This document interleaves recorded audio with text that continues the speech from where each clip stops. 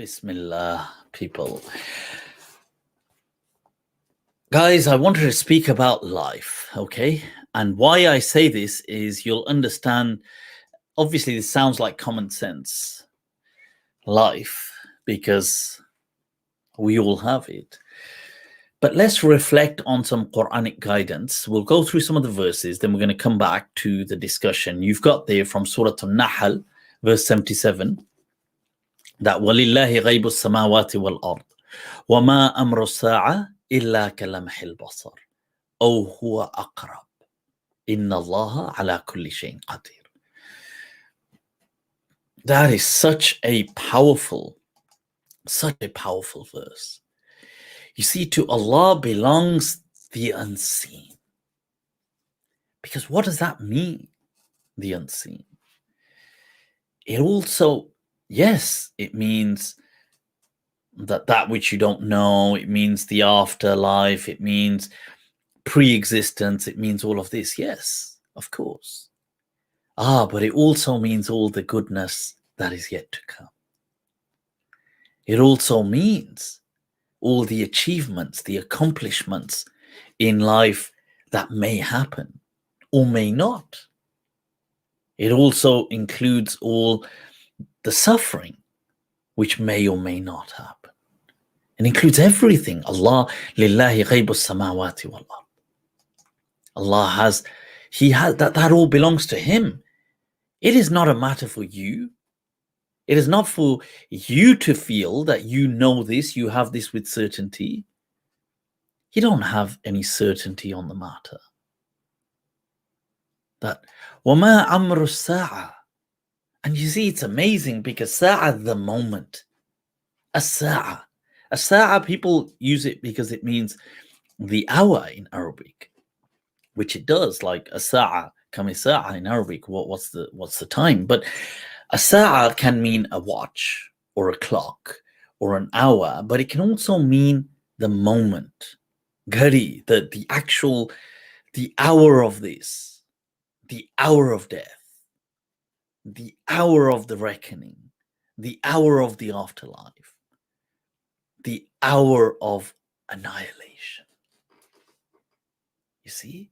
وَمَا أَمْرُ السَّاعَةِ إِلَّا كَلَمْحِ الْبَصَرِ. It is but just a blinking of an eye. You see, because when you think about it, time is relative. People just have to fluctuate their planes of consciousness and they become aware of time being so relative.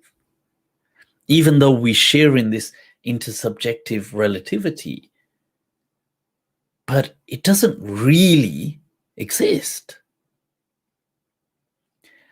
And at that moment, everything is just like kalamhil basar, like the blinking of an eye. And then Allah says, "Oh, huwa aqrab." Or is it quicker still? Or is it faster than even the blinking of an eye? Perhaps. You see, in life, every memory, every experience, it's the past. You see, if it's gone, you're not in it. It's just being fed back to you in a loop. You are not a part of that past now. I mean, it is your past, but it's gone. I say this, and this moment has now passed. We are in the next moment. And every future to come, it's something which it is always just an anticipation. All we ever have is the everlasting now. Hence the philosophers, you see, the philosophical question that if everything, imagine the whole world just began right now, but we'd been implanted with the memories of our past, we could never know. Because we would just think it all happened. Like, no, there was a past. Because it's in our memory. But what if the whole world was just put together at this very moment right now? And we just had these memories. We would think, oh, it existed and all this happened and all these things. And you could say, well, but they've got artifacts and they've got bones and they've got but all that's put together right now with the memory that it was ancient. There would be no way to discern the difference. We couldn't tell. We would assume it was just as it is now. You see? And like that, the hour comes. It is like the blinking, the flashing of an eye. Allah says, Inna Allah ala kulli shay'in qadir. Allah has power over all. And this in many ways can also be seen to about going back to the beginning of the verse, the unseen. Because life, I want to speak about life. People discussing today that look, sad things are happening in their lives. But how do you know great things aren't destined for you? How do you know? But you've got to go there. You've got to take the step. You've got to smile. Abe haso to sahi. Smile, laugh a little. You see, Inna Allah ala kulli shay'in qadir. Allah is all powerful. Allah has power over all of these things. Do you have the power to take the first step? Do you? You see? So, such a powerful verse from Surah An-Nahl, verse 77.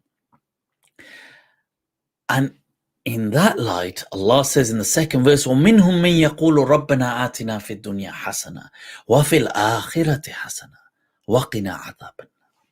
It's one of the most powerful, beautiful du'as of the Quran. Sums life up. Live life to the fullest. Rabbana atina fid dunya hasana. Give us the best right here. And give us the best afterwards. Just give us the best. Save us from damnation. And that by extension can be any and every harm. Save us from harm, from negativity. We don't need negativity. You want positivity, love, compassion.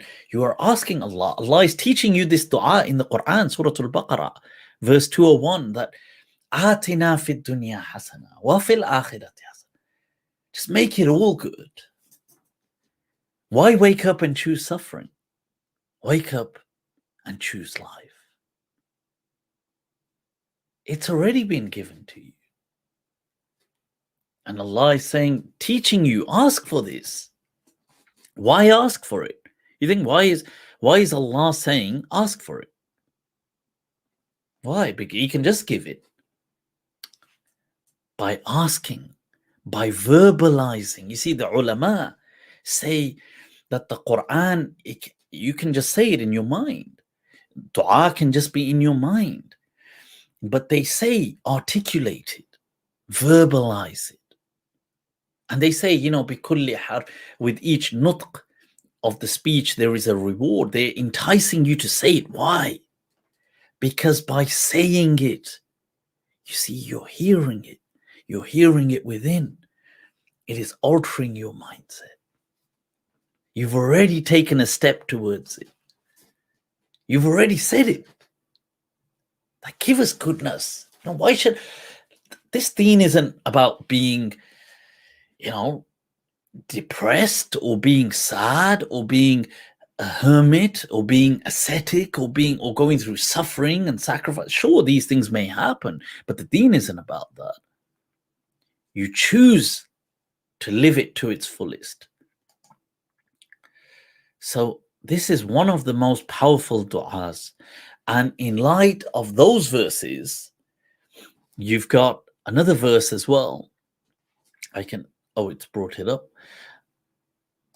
which is in Surah An-Nahl, You've got it in Surah An-Nahl, otherwise I could just bring it up here.